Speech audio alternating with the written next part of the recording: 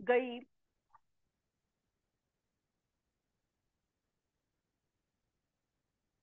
गई इंदिये सुकाये, जोगे वेदे कसाय नाणेय, संजम दंसन लेसा, भव्या सम्मत सन्नी आहारे, गुणजीवा पज्जती, पाणा सन्नाय मग्गणा ओय, उव ओगो वियकमसो, विसंतु परुवणा भणिया, झाणाविय पज्जाविय, जाय कुलकोडी संजू आसव्वे, गहना दियेण भणिया, कमेण 24 ठाणाणी.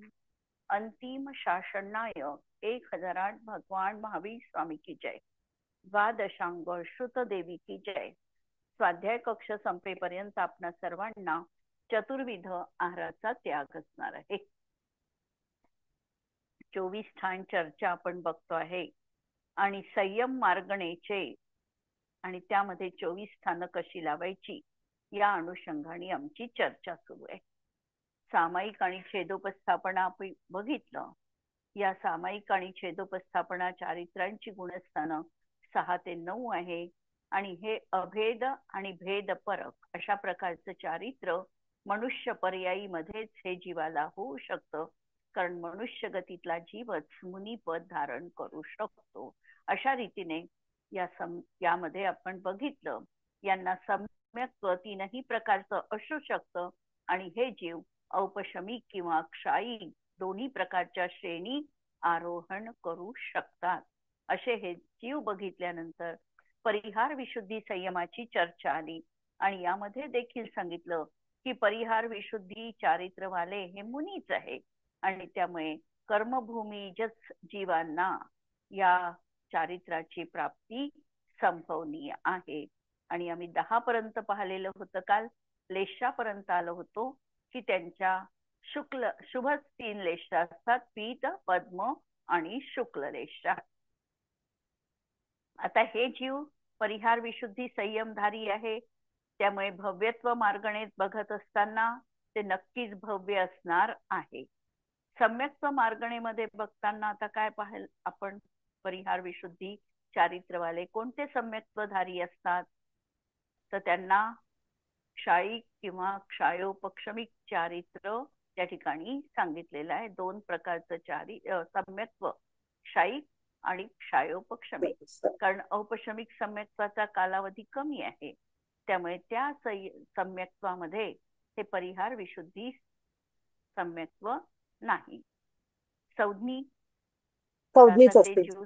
संज्ञीच आहे. आहारक आहारकच आहे. गुणस्थान 6वं आणि 7वं. 6वं आणि 7वं गुणस्थान. जीव समास सैनी पंचेंद्रिय. पर्याप्ती 6ही पण असते. 6ही आहे.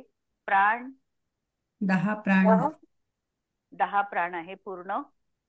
संज्ञा 4ही आहे. आणि 7व्यात लावलं यदा कदाचित आपण तर आहार संज्ञा काढू शकतो. उपयोग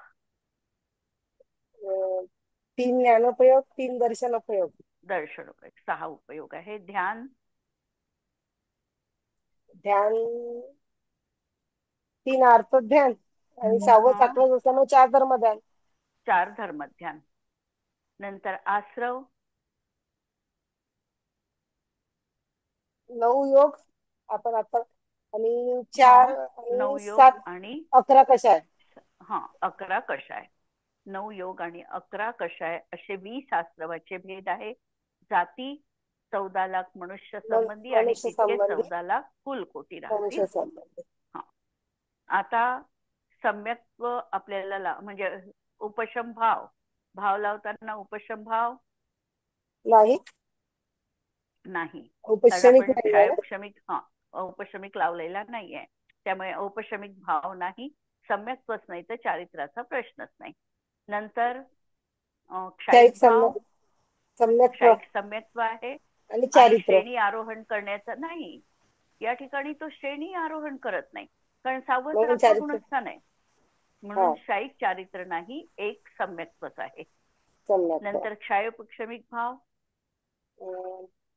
3 संज्ञा, 3 ज्ञान, त्याच्यानंतर दर्शन, दर्शन 3,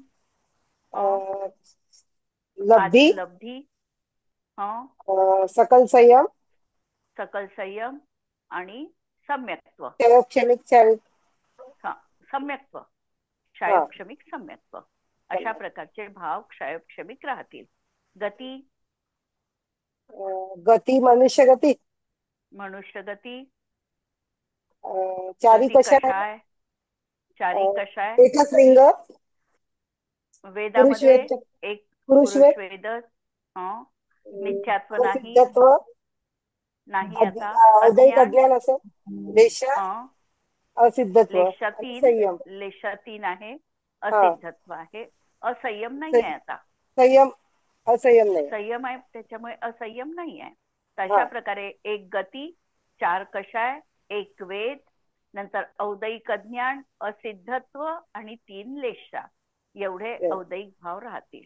आणि पारिणामिक भावामध्ये ते जीव नियमपूर्वक भव्यच राहणारे म्हणून भव्य आणि जीवत्व अशा प्रकारे परिहार विशुद्धी संयम आपण पाहला. आता प्रश्न आहे, क्या सभी 6वें 7वें गुणस्थान वालों के परिहार विशुद्धी संयम होता है? सगळ्यांना होतो का 6व्या 7व्या गुणस्थानवरती परिहार विशुद्धी? नाही. तर 6व्या आणि 7व्या गुणस्थानवरती सर्वच मुनींना परिहार विशुद्धी संयम संभवत नाही, कारण परिहार विशुद्धी संयमासाठी काही वैशिष्ट्यपूर्ण असं त्यांचं जीवन असावं लागतं. काय वैशिष्ट्य असतील त्यांच्या जीवनात? तर पहिलं तर वैशिष्ट्य सांगितलं की ज्यांचा पहिला 30 वर्षाचा कालावधी हा अत्यंत सुखपूर्वक व्यतीत झालेला आहे. पहिली कंडिशन म्हणजे ते सुखपूर्वक राजघराण्यात म्हणा, क्षत्रिय वंशात म्हणा, उत्तम कुलामध्ये जन्म घेतलेला आहे आणि सुखपूर्वक त्यांचं आयुष्य 30 वर्षाचं व्यतीत झालेलं आहे. त्यानंतर ते दीक्षा घेतील आणि दीक्षा घेतल्यानंतर वर्ष पृथक्त्व, बऱ्याच ठिकाणी 8 वर्षाचाच कालावधी येतो, म्हणून वर्ष पृथक्त्व हा शब्द एक वैशिष्ट्यपूर्ण शब्द आहे जैन आगमामध्ये. तिथे 3 ते 8 वर्षाचा कोणताही कालावधी याला पृथक्त्व अशी संज्ञा दिली आहे. पृथक्त्व वर्ष म्हटलं तर 3 ते 8 वर्षापर्यंतचा कालावधी घ्यायचा. पृथक्त्व सागर म्हटलं तर 3 सागरापासून 8 सागर पर्यंत घ्यायचा. पृथक्त्व दिन म्हटलं तर 3 दिवसापासून 8 दिवसापर्यंत. म्हणजे जिथे पुढला शब्द कालावधी वाचक असेल त्या शब्दानुसार पृथक्त्व शब्द लावायचा. आता इथे पृथक्त्व वर्ष सांगितलं म्हणून 3 ते 8 वर्ष, पण बहुतांश ग्रंथांमध्ये 8 वर्षांचाच कालावधी येतो. 8 वर्षपर्यंत त्यांनी तीर्थंकरांच्या पादमूलाजवळ प्रत्याख्यान नावाच्या 9व्या पूर्वाचं अध्ययन ज्यांनी केलेलं असतं. तिसरी विशेषता, ज्यांना जीवांच्या जंतू म्हणजे जीव यांच्या उत्पत्ती, विनाश, स्थान, काल, परिमाण, जन्म, योनी आणि द्रव्य यांच्या स्वभावाचं संपूर्णपणे ज्ञान असतं. म्हणजे त्यांची ज्ञानाची विशालता ही आहे की कशा तऱ्हेने कुठे जीवांचं उत्पत्ती होईल, विनाश होईल, कुठे त्यांची राहण्याची स्थानं आहे, त्यांचं योनी कोणती आहे, या सगळ्यांचं विस्तृत ज्ञान त्यांना असावं. नंतर जे अप्रमादी, महाशक्तिशाली आणि परम निर्जरा करने वाले हो आणि दुष्करचर्या अनुष्ठान में तत्पर हो. तीनों संध्या कालों को छोड़कर प्रतिदिन 2 कोस गमन करने का उन साधुओं का नियम होता है आणि उन्हें ही परिहार विशुद्धि संयम होता है. परिहार विशुद्धि संयम का काल 38 वर्ष कम 1 कोटी पूर्व कहाँ है. आता जो काही हा परिवार विशुद्धीचा संयमाचा कालावधी सांगितलेला आहे, हा कसा सांगितला? 30 वर्ष पहिल्यांदा त्यांचा गृहस्थ अवस्थेत कालावधी गेला. 8 वर्ष तीर्थंकर किंवा केवली शुतकेवलींच्या पादमुलाजवळ त्यांनी अध्ययन केलं. असे 38 वर्ष झाले. आणि अशा जीवांचं आयुष्य जर 1 कोटी पूर्वाची त्यांनी आयु बांधली असेल तर याच्यापेक्षा आयु जास्त ते बांधू शकतात का? पहिला प्रश्न. 1 कोटी पूर्वापेक्षा जीव जास्त आयुष्य बांधू शकतो का? मनुष्य आयुची उत्कृष्ट स्थितिबंध किती असतो? मनुष्य आयुचा उत्कृष्ट स्थितिबंध किती सांगितला? म्हणजे मनुष्यांची उत्कृष्ट आयु 3 पल्ले सांगितली. मग आता हे 3 पल्ले म्हणजे 1 पूर्वकोटीपेक्षा कमी आहे की जास्त आहे? कमी, जास्त आहे. कमी आहे. 1 कमी कोटी आहे. पूर्व कमी आहे 3 पल्ल्यापेक्षा. अच्छा. आता 3 पल्ल्याचं उत्कृष्ट आयुष्य सांगितलं. हे उत्कृष्ट आयुष्य कुणाला असतं? उत्तम भूमीमध्ये. हा, उत्तम भोगभूमीतल्या जीवांना असतं. म्हणजे 3 पल्य हे उत्तम भोगभूमीतल्या, 2 पल्ल्याचं आयुष्य हे मध्यम भोगभूमीत आणि 1 पल्ल्याचं आयुष्य उत्कृष्ट हे जघन्य भोगभूमीत असतं. आणि कर्मभूमीत जीवांचं उत्कृष्ट आयुष्य 1 कोटी पूर्वच आहे. म्हणून उत्कृष्ट आयु घेऊन तो जन्माला आलेला आहे 1 कोटी पूर्वाची. त्याच्यातली 38 वर्ष त्याची व्यतीत झाली आणि पूर्ण आयुष्यभर परिहार, विशुद्धी, संयम म्हणजे 6व्या 7व्या गुणस्थानात ते राहू शकतात. श्रेणी आरोहण करणार नाही, त्याचा त्यागही होणार नाही आणि त्या रीतीने त्यांचं मुनी पदामध्ये मरण होईल. अशा तऱ्हेने या परिहार, विशुद्धी, संयमाचं उत्कृष्ट स्थिती सांगितलेली आहे. 1 कोटी पूर्वाला 38 वर्ष कमी. क्लिअर? आणि जघन्य स्थिती कमी राहू शकते त्यांची. तर अशा प्रकारे जघन्य स्थितीबद्दल येत नाही, कुठे वाचलं नाही मी, पण जघन्य स्थिती कमी राहील. जर तेच मुनी तर त्यांनी आता श्रेणी आरोहण केली तर त्यांचं परिहार, विशुद्धी, चारित्र्य आता राहणार नाही आणि नंतर ते श्रेणी आरोहण करून 11-12 गुणस्थानात जाऊन केवळ ज्ञानाची प्राप्ती करतील. तर अशा प्रकारे हे जीव त्या ठिकाणी, म्हणून त्या ठिकाणी कर्मभूमीत जीवांची चतुर्थ काळात 1 कोटीची मर्यादा असते. म्हणून ही इथे आयुची मर्यादा घेऊन त्यांचं आयुष्य कथन केलेलं आहे. पुढचा प्रश्न. परिहार, विशुद्धि, संयम के साथ क्या क्या विशेषताएं नहीं होती है? परिहार, विशुद्धी, चारित्र असेल तर आणखी बाकीचे काय वैशिष्ट्य त्यांच्या जीवनात राहणार नाही? परिहार, विशुद्धी, संयम के साथ पहिल्यांदा तर मनपर्यय ज्ञान होत नाही. दुसरं प्रथमोपशम सम्यक होत नाही. तिसरं आहारक द्विक होत नाही. नंतर ह्या विशेषता होत नाही. अर्थात इन चारों में से किसी एक के होने पर शेष 3 मार्गणाएं नहीं होती. मनपर्यय ज्ञान असेल त्याही जीवांना परिहार, विशुद्धी होणार नाही. परिहार, विशुद्धी असेल तर मनपर्यय ज्ञान होणार नाही. किंवा आहारक द्विक ज्यांच्या जीवनात होणार आहे त्यांनाही परिहार, विशुद्धी, चारित्र असणार नाही. आणि प्रथमोपशम सम्यक्त्वासोबत याचा विरोध आहे. परिहार, विशुद्धि के साथ तेजस समुद्घात, आहारक समुद्घात, विक्रिया वृद्धी ही पण होत नाही.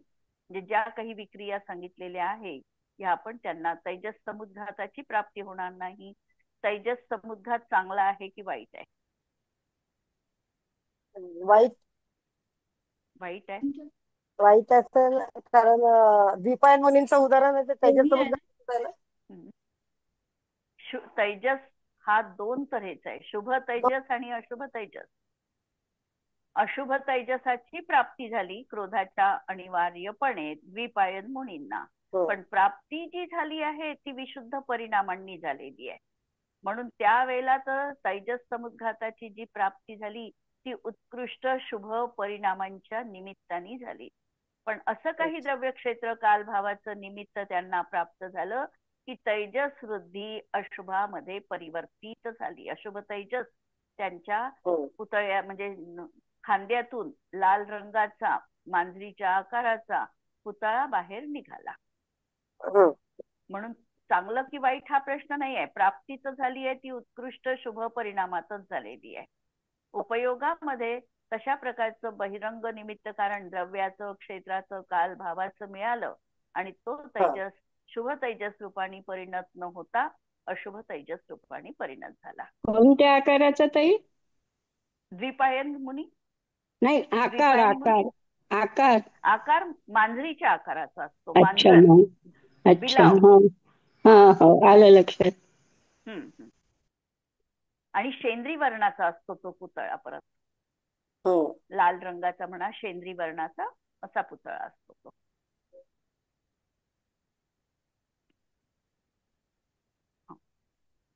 आता परिहार विशुद्धि संयम को छोड़े बिना उपशम श्रेणी चढ़ने के लिए दर्शन मोह का उपशम भी संभव नहीं है. कारण जोपर्यंत परिहार विशुद्धी या चारित्राचा त्याग होत नाही तोपर्यंत ते उपशम श्रेणी देखील चढू शकत नाही. म्हणजे वर नाही जाऊ शकत. 6वं आणि 7वं गुणस्थान त्यांचं राहतं. अर्थात परिहार विशुद्धि संयम के साथ उपशम सम्यक्त्व एवं उपशम श्रेणी होना संभव नहीं है. आता प्रश्न पुढचा है, क्या परिहार विशुद्धि संयम को छोड़े बिना शायिक सम्यक दृष्टि उपशम श्रेणी चढ़ सकता है? याचंही उत्तर काय येईल?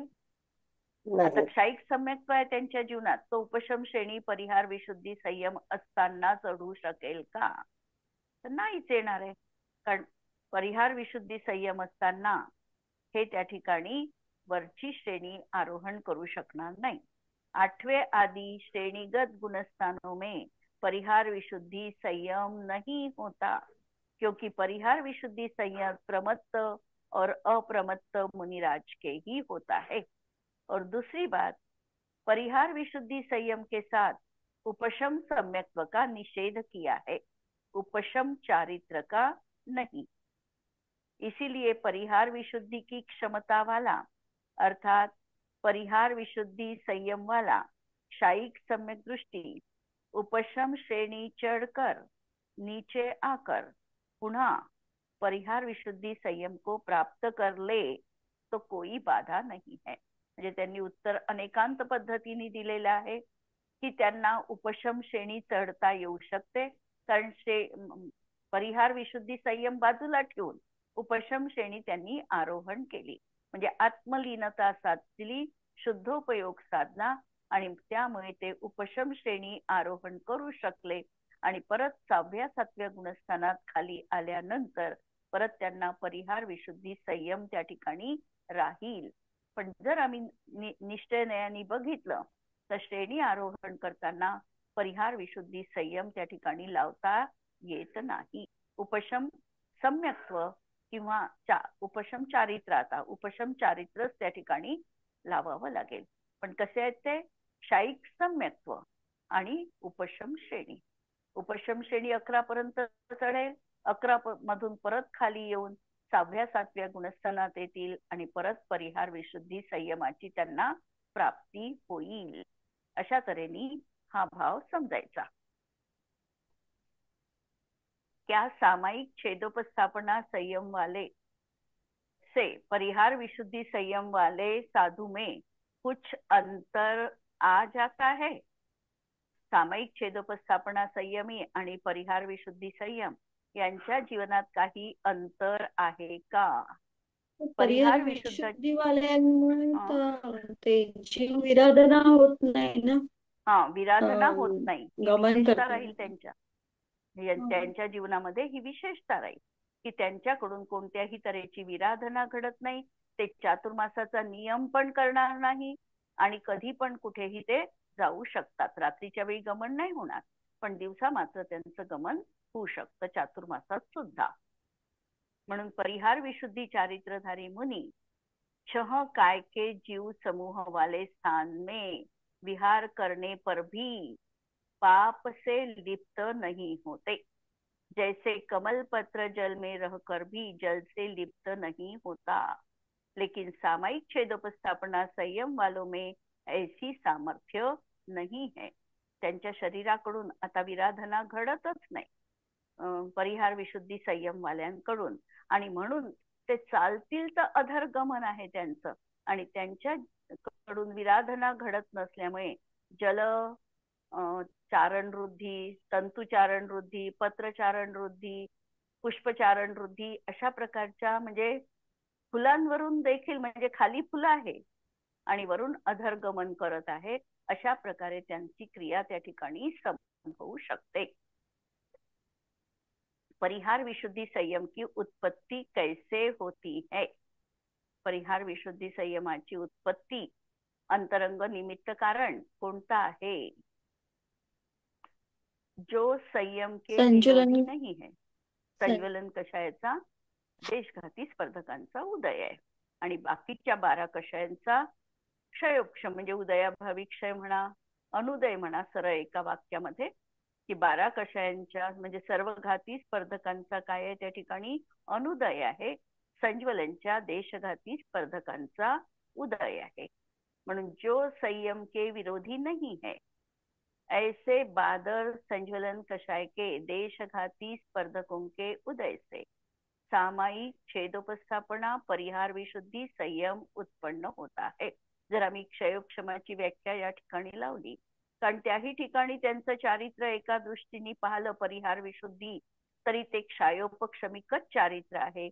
म्हणून अनंतानुबंधी अप्रत्याख्यानावरण आणि प्रत्याख्यानावरण या 12 कषायांचा वर्तमान काळी उदय येण्यायोग्य स्पर्धकांचा उदयाभावी क्षय, भविष्यकाली उदयात येणाऱ्या या 12 प्रकृतींचा सद्वस्थारूप उपशम आणि वर्तमान काळामध्ये आता संज्वलन कषायाचा देशघाती स्पर्धकांचा उदय. ही प्रकृती आता इथे कशी झाली आहे? देशघाती. लक्षात घ्यायचं की संज्वलन कषायामध्ये देखील 4ही तऱ्हेचा अनुभाग असतो. कोणत्या 4 तऱ्हेचा अनुभाग असतो? संज्वलन कषायामध्ये दृष्टांत सांगितलेले आहे. 4ही तऱ्हेचा अनुभाग हा संज्वलन कषायामध्ये असतो. सामान्य कथन लता, दारू, अस्थि आणि शैल रूपाचा है ना. आपल्याला माहिती आहे की घाती कर्माचा अनुभाग आम्ही सांगताना लता, दारू, अस्थि, शैल या शब्दाचा अनुभागासाठी प्रयोग करतो. आणि अघाती कर्मामध्ये जेव्हा अनुभाग सांगतो त्यावेळेला अघाती कर्माचा पाप प्रकृतीचा अनुभाग हे दाखवताना 4 दृष्टांत दिलेले आहे. निंब, कांजी, विष आणि निंब, विष, निंब, कांजी, विष आणि हलाहल. आणि पुण्य प्रकृतीचा अनुभाग सांगताना गुळ, साखर, खडीसाखर आणि अमृत रूपाचा. अशा तऱ्हेचे अनुभागासाठी आपल्याला 4, 4, 8, 4, 12 दृष्टांत मिळतात. त्याच्यामध्ये घाती कर्माच्यासाठी सर्वसामान्य एकच दृष्टांत लता, दारू, अस्थि आणि शैल. आता जेव्हा आम्ही म्हणतो की याचा देशघाती रूपाचा उदय आहे तेव्हा हे समजायचं की त्याच्यामध्ये लता आणि दारूच्या असंख्याताव्या भाग आधीचा भाग हा उदयात आहे आणि दारूचा नंतरचा भाग आणि अस्थि आणि शैल या रूपाने स्पर्धकांचा तिथे उदय नाही. जेव्हा चतुस्थानगत उदय असतो, वाक्य लक्षात घ्या, जेव्हा देशघाती म्हणजे चतुस्थानगत संज्वलनचा उदय आहे त्यावेळेला आमच्या जीवनात संयम यत्किंचित देखील प्रगट नाही.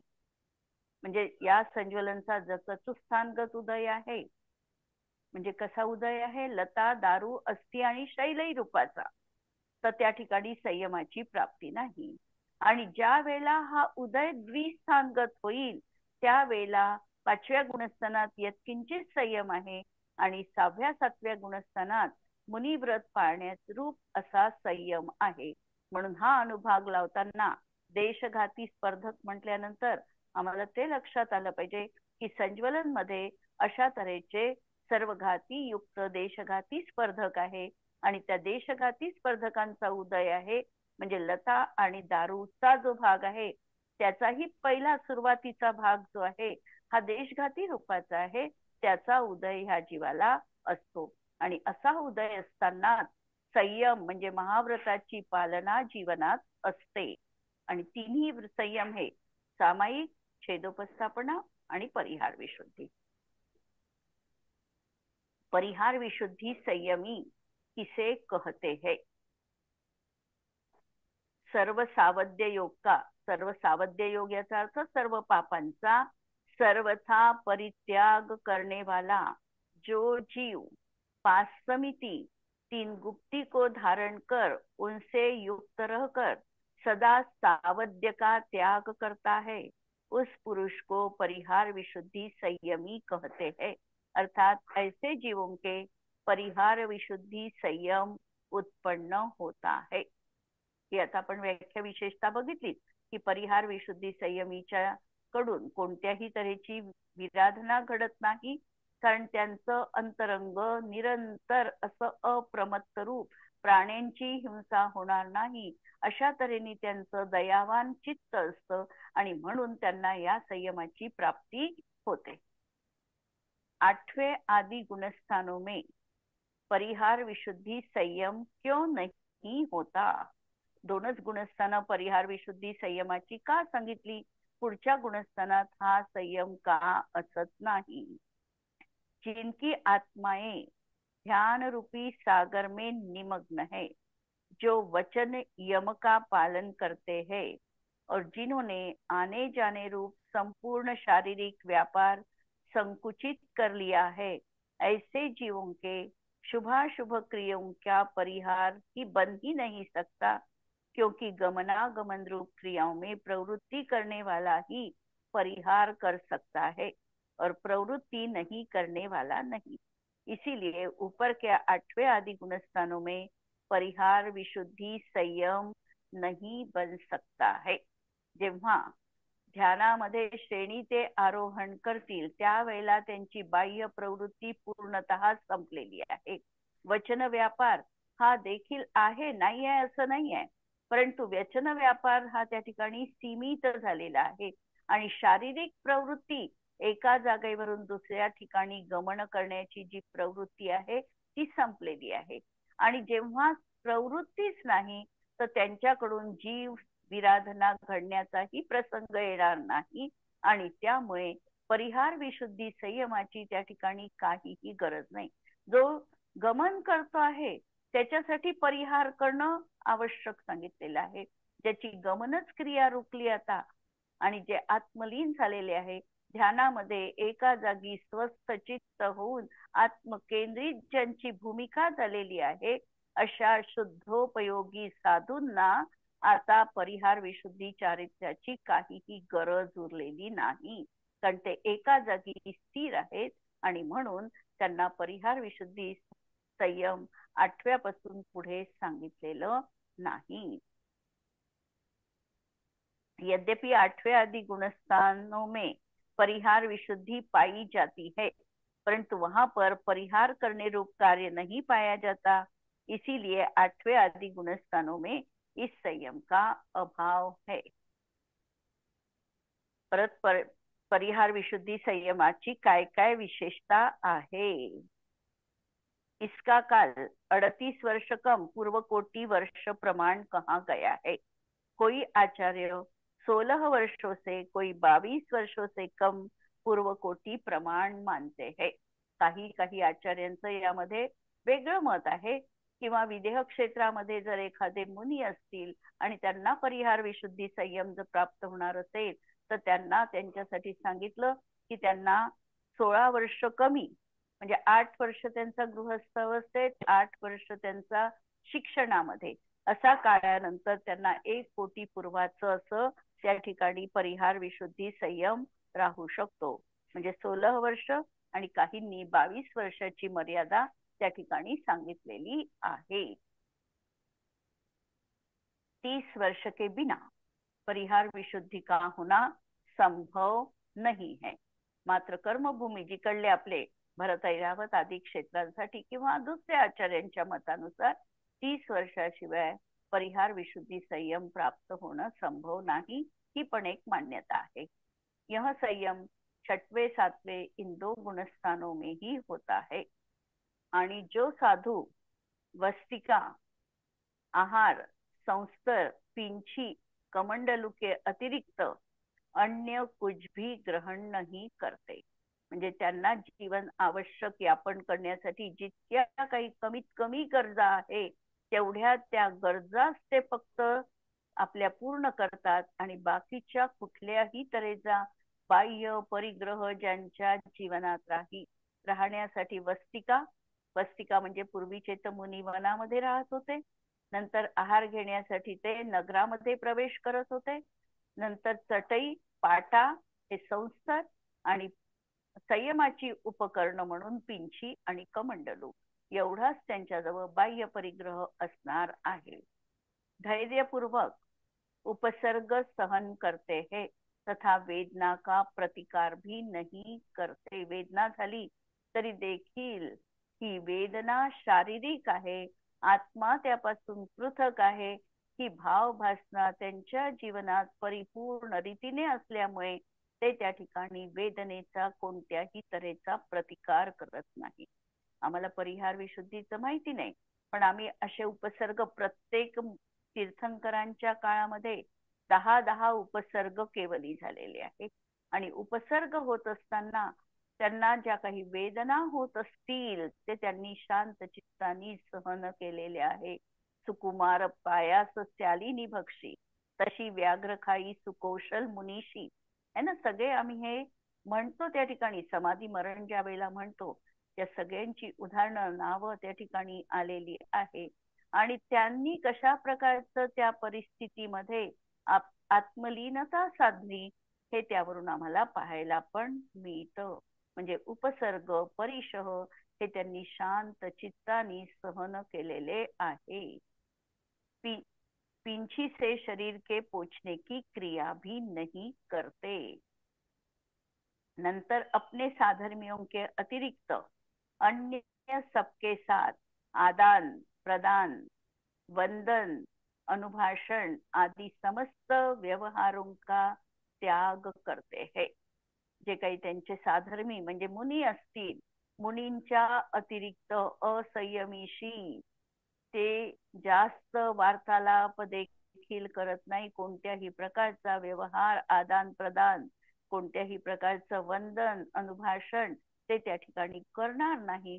किंवा त्यांना काही विचारायचं असलं रस्त्यामध्ये, पुढे आलंच आहे कि धर्म कार्य में आचार्य से अनुज्ञा लेना, विहार में मार्ग पूछना, वस्तिका के स्वामी से आज्ञा लेना, योग्य अयोग्य उपकरणों के लिए निर्णय करना तथा किसी का संदेह दूर करने के लिए उत्तर देना, इन कार्यों के अतिरिक्त वे मौन रहते हैं. म्हणजे जास्त संभाषण देखील ते करत नाही. रस्त्याने विहार करत असेल, मार्ग विचारायचा असेल तर ते कुणाला तरी मार्ग विचारतील. नंतर ज्या ठिकाणी त्यांना निवास करायचा आहे त्या ठिकाणी ते पहिल्यांदा त्या मालकाची अनुज्ञा घेतील. दुसरं, आपले उपकरण बघताना त्या ठिकाणी योग्य उपकरण पाहून तशा प्रकारचा निर्णय ते घेतील. आणि कोणी एखादा प्रश्नच उपस्थित केला तर त्याचं थोडक्यात ते निराकरण करतील. बाकीच्या वेळी ते आत्मलीन किंवा मौन राहतील. आणि नंतर सांगितलं कि 4-5 साधु संघ में संयम को धारण करते हैं, उनमें से एक आचार्य होते हैं. आणि हे परिहार विशुद्धी संयमी बऱ्याच असतात, संख्येने 4-5 साधू आहे आणि त्यामध्ये त्यांनी ही आचार्य पदवी एकाला दिलेली आहे आणि त्यांच्या अनुज्ञेमध्ये ते राहतात. अशा तऱ्हेने त्यांचं जीवन यापन होतं. नंतर जहां 6 भिक्षाएं अपुनरुक्त मिल सके ऐसे स्थान में रहना ही योग्य समजते है. आता 6 प्रकारच्या भिक्षा कोणत्या आहे याविषयी तर काही कुठे उल्लेख प्राप्त होत नाही. 6 प्रकारच्या भिक्षा त्यांच्या कोणत्या आहे? कदाचित वस्तिका, संस्तर, पिंची, कमंडलू अशा आहार या त्यांच्या गरजा आहे, त्याच त्यांच्या भिक्षा राहू शकतील. भिक्षा काल त्यांचा दिलेला आहे, बुभुक्षा काल, अवग्रह काल आणि भोजन काल अशा 3 कालामध्ये ते आहारासाठी गमन करू शकतात. पण 6 प्रकारच्या भिक्षांबद्दल डिटेल उल्लेख कुठेही मिळत नाही. अशा प्रकारे हे जे साधू आहे त्या स्थानी ते राहण्याचा निर्णय घेतात. हे त्यांचं वैशिष्ट्य परिहार विशुद्धी संयमीचं असणार आहे. बाकीचे प्रश्न आपण उद्याला बघू. काही यावर कुणाला काही प्रश्न? त्यांचे 6 प्रकारचा शिक्षा काल मिळतो. गणपोषण काल वगैरे असे, आत्मपोषण काल हे. पण भिक्षा तर 6 प्रकारच्या मिळत नाही.